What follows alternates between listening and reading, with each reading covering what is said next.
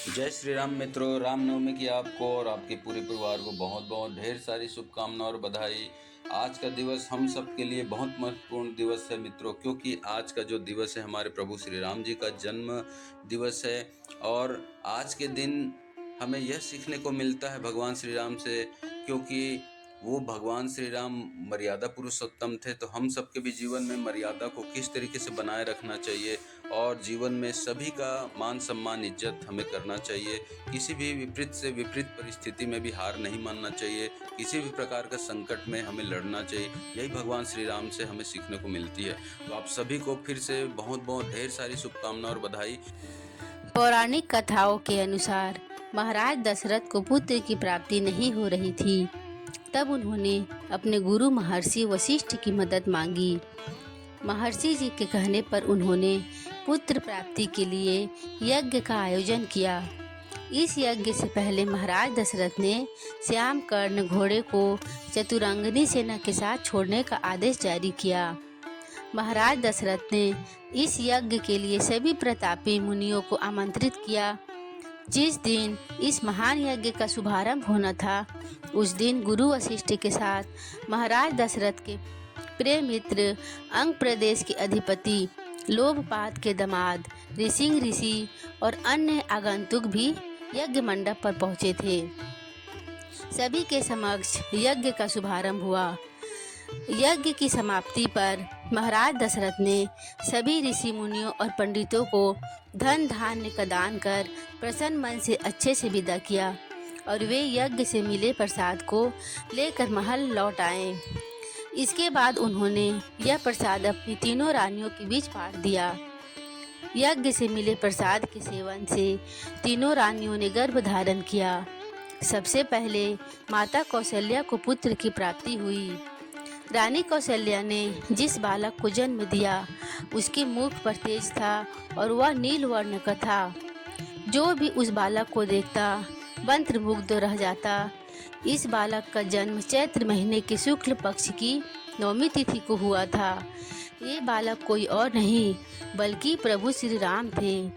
भगवान राम के जन्म के समय पूर्णवसु नक्षत्र के अंतर्गत शनि, रवि, शुक्र और बृहस्पति ग्रह अपने उच्च स्थान पर मौजूद थे और साथ ही कर्क लग्न का भी उदय हो रहा था।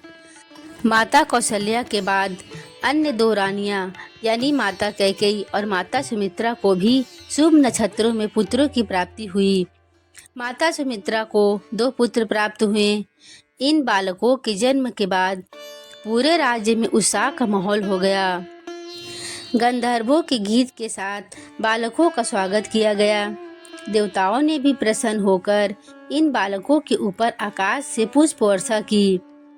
इन बालकों का नाम महर्षि वशिष्ठ ने रामचंद्र, भरत, लक्ष्मण और शत्रुघ्न रखा। इन चारों बालकों में बेहद प्रेम था।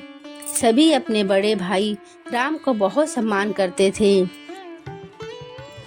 और बहुत प्रेम भी करते थे। साथ ही उनके आदेशों का पालन करते थे।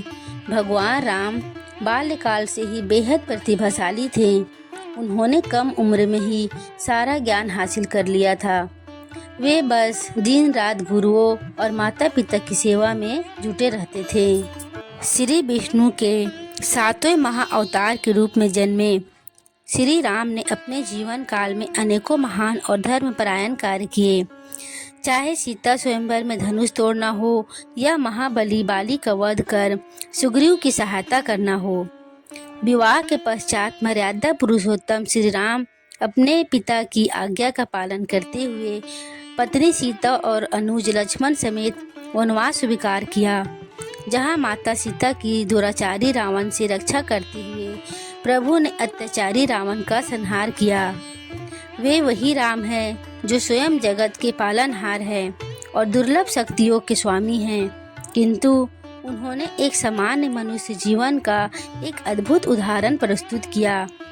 युगों युगों के बाद आज भी श्री रामचंद्र के आदर्श व्यक्तित्व, धैर्य, निष्ठा, त्याग एवं पराक्रम को श्रद्धा और सम्मान देते हुए रामनवमी के दिन उनका जन्म उत्सव मनाया जाता है।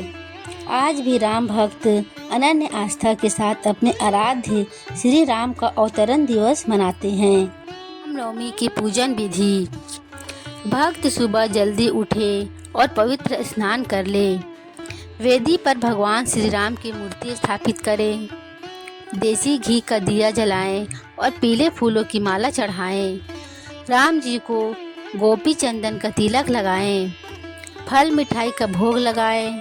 वैदिक मंत्रों व रामायण का पाठ करें। आरती से पूजा को पूर्ण करें। मित्रों, रामनवमी की फिर से आपको ढेर सारी शुभकामनाएं और बधाई। भगवान राम का कृपा आप पे हमेशा बना रहे, यही कामना करते हैं भगवान राम से। और चैनल को जरूर सब्सक्राइब कर लें दोस्तों, जिससे हम आपको अच्छे से अच्छे कथा कहानी सुनाते रहें। ठीक है दोस्तों, फिर मिलते हैं अगले कहानी के साथ। जय श्री राम दोस्तों।